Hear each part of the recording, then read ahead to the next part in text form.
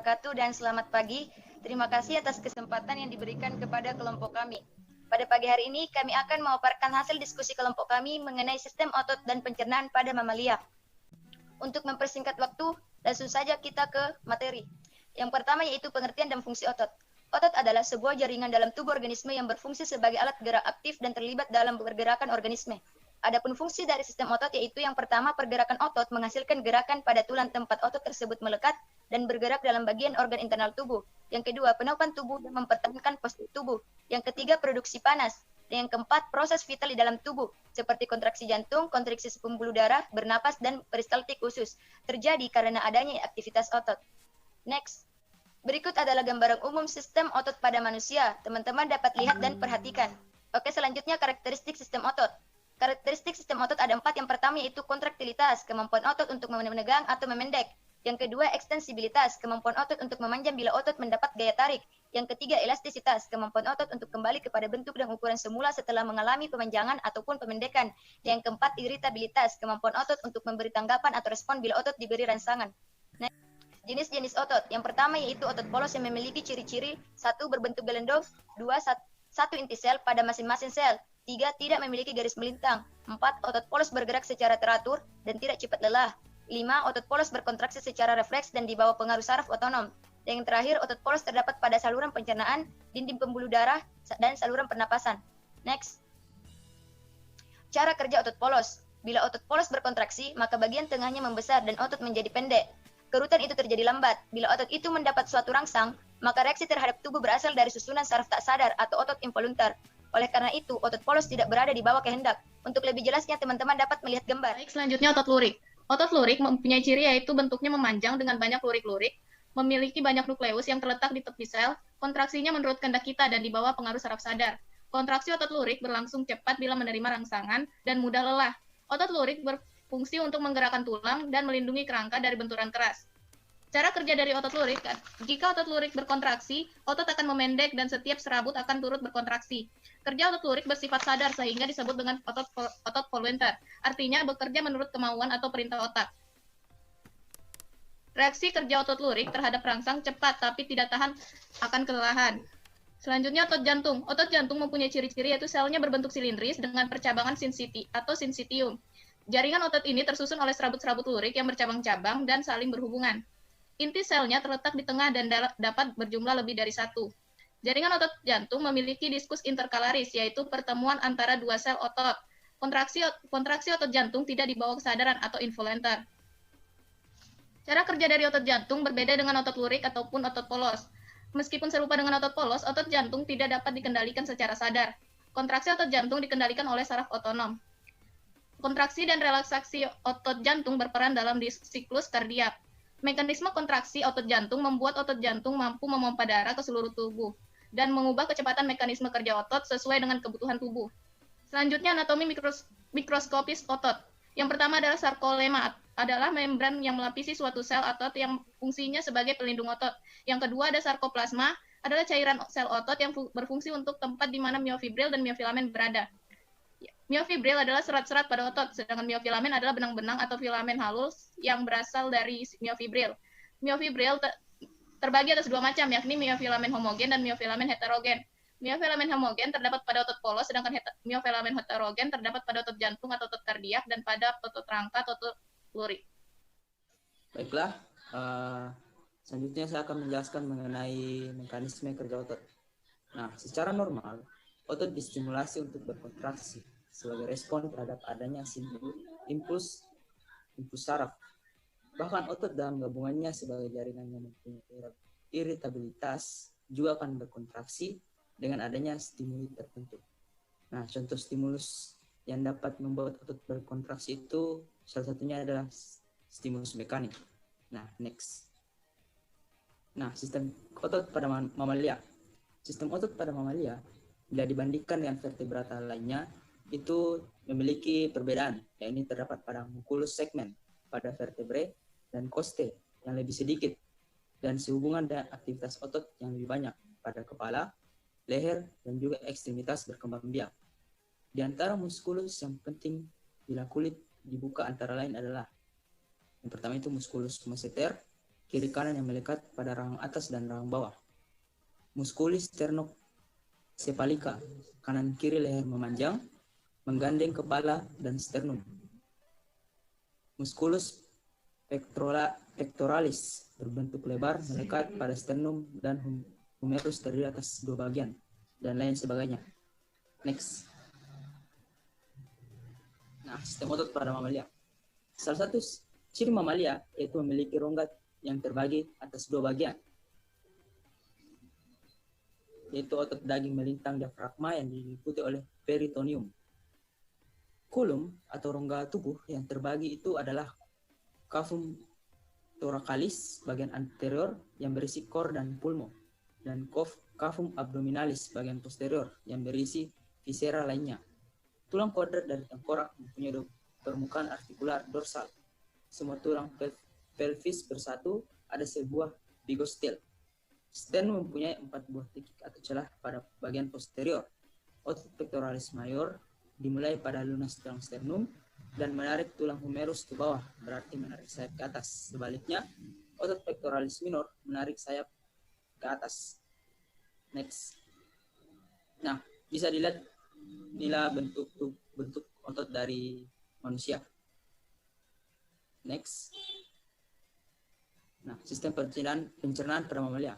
Nah, sistem pencernaan pada mamalia dibagi melalui 2 tahapan, yaitu pencernaan mekanis dan pencernaan kimiawi.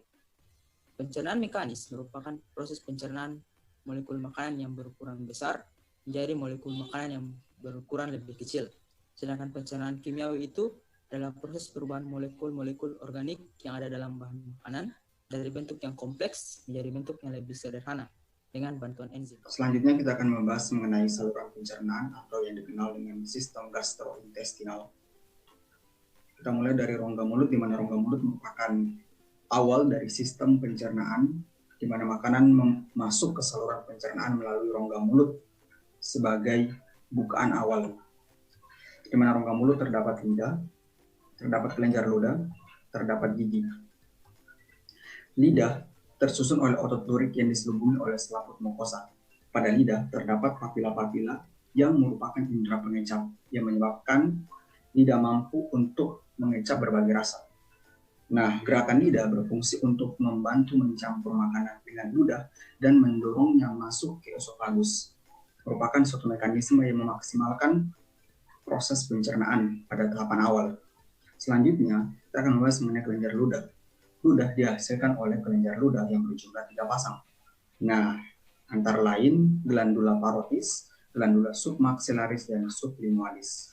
Di mana pada ludah terdapat enzim amilase yang berguna untuk mengubah amilum menjadi glukosa, mekanisme perombakan karbohidrat tahap awal. Kemudian selanjutnya kita membahas mengenai gigi. Gigi manusia tumbuh mulai dari usia 6 bulan. Pada usia 6 tahun gigi susu anak berjumlah 20. Sejak usia 6 sampai 15 tahun gigi mulai tanggal dan berganti menjadi gigi tetap atau permanen. Di sini kita lihat ada yang disebut dengan gigi seri atau incisor yang berguna untuk memotong makanan.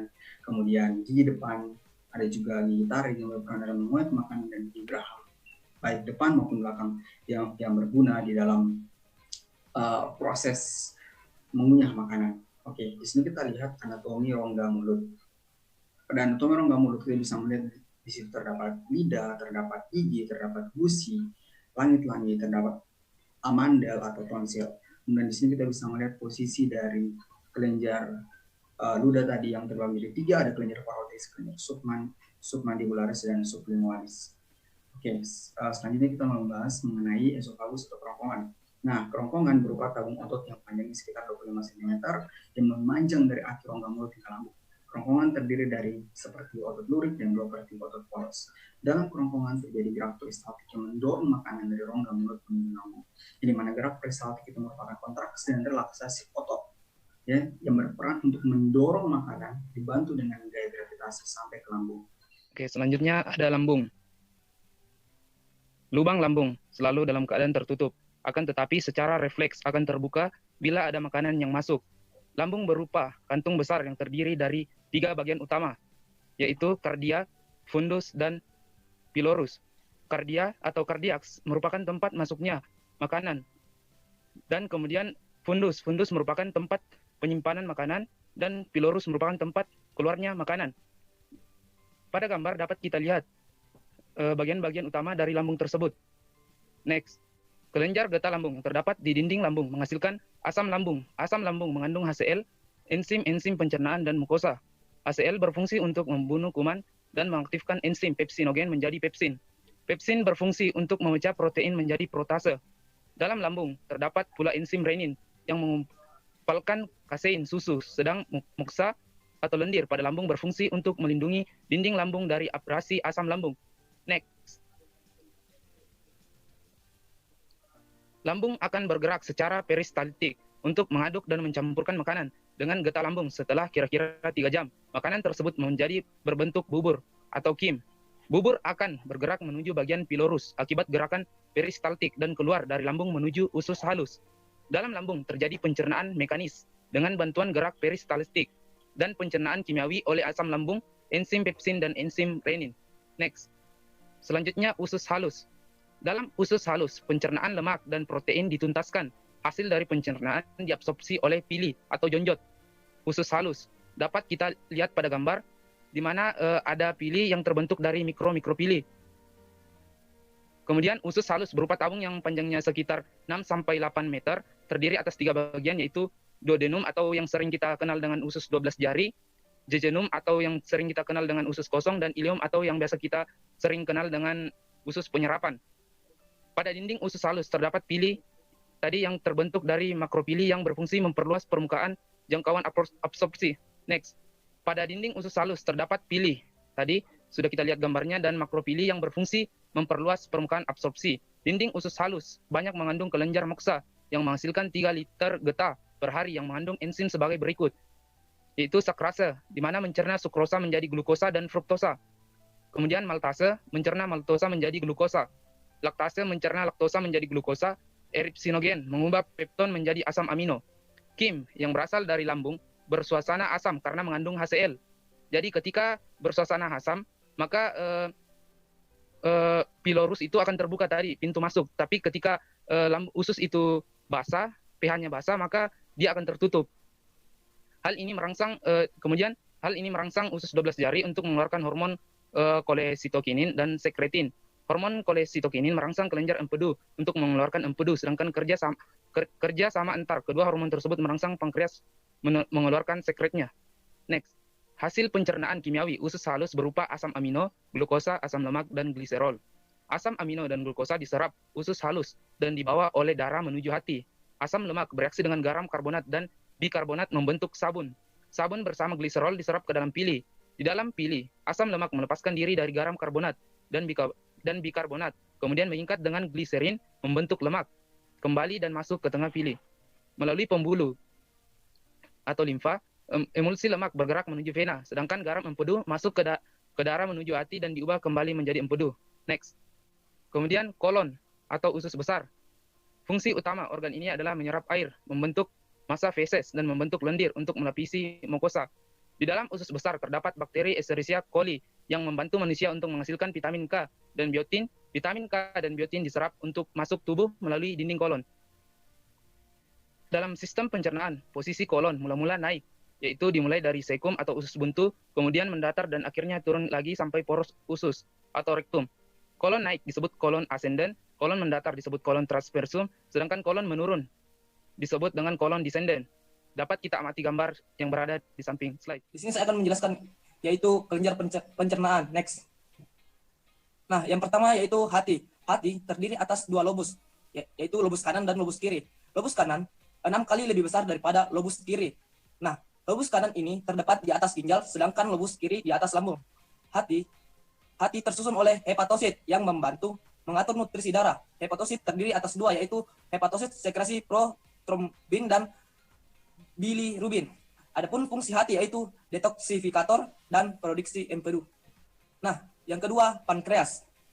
Dapat dilihat pada gambar di slide.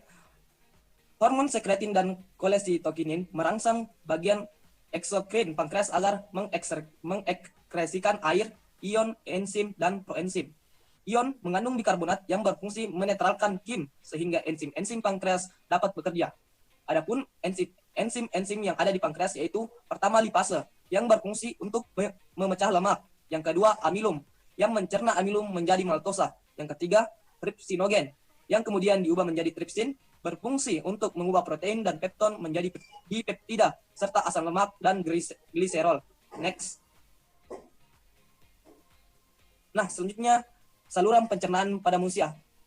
Mungkin singkat saja karena sudah dijelaskan beberapa sama pemateri sebelumnya. Yang pertama yaitu rongga mulut. Di sini terjadi pencernaan secara mekanis dan kimiawi. Kedua, esofagus. Di sini terjadi gerak peristaltik, yaitu gerak yang mendorong makanan masuk ke lambung. Nah, yang ketiga, lambung. Di sini dihasilkan kim. Yang ketiga, usus halus. Terjadi pencernaan dan penyerapan sari makanan. Selanjutnya, usus besar dan rektum, penyerapan air dan pembentukan feses. Dan terakhir, anus atau defekasi. Baik, materi selanjutnya yaitu sistem pencernaan makanan hewan ruminansia. Sistem pencernaan manusia dengan hewan ruminansia itu pada umumnya sama, kecuali susunan dan bentuk gigi serta struktur lambungnya yang berbeda, khusus pada hewan pemama biak dan hewan karnivora. Nah, yang pertama itu rongga mulut.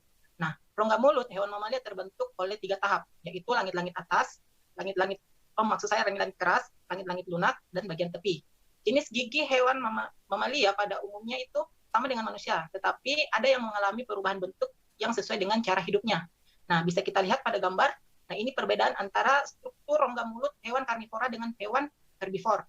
Nah, di sini ada yang membedakan, yaitu gigi taringnya yang tumbuh pada hewan karnivor, dan sedangkan hewan herbivor itu tidak mempunyai taring. Gigi pada hewan ruminansia itu terbagi menjadi 4. Yang pertama itu gigi seri, itu berbentuk pahatan yang berfungsi untuk memotong. Gigi taring yang berbentuk runcing dan berfungsi untuk merobek makanan. Gigi geraham muka berfungsi untuk mengunyah. Gigi geraham belakang berfungsi untuk mengunyah. Selanjutnya yaitu lambung. Khusus hewan pemama biak atau hewan ruminansia seperti rusa, sapi dengan kambing, lambungnya terbagi menjadi 4 ruang, yaitu rumen, retikulum, omasum, dan apomasum. Seperti yang bisa kita lihat pada gambar di samping.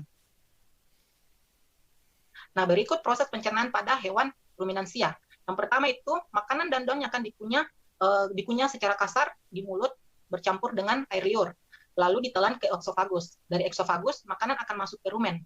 Nah, di rumen terdapat simbiosis antara hewan pemama biak dengan bakteri dan flagellata yang dapat menghasilkan enzim atau biasa disebut fermentasi selulosa.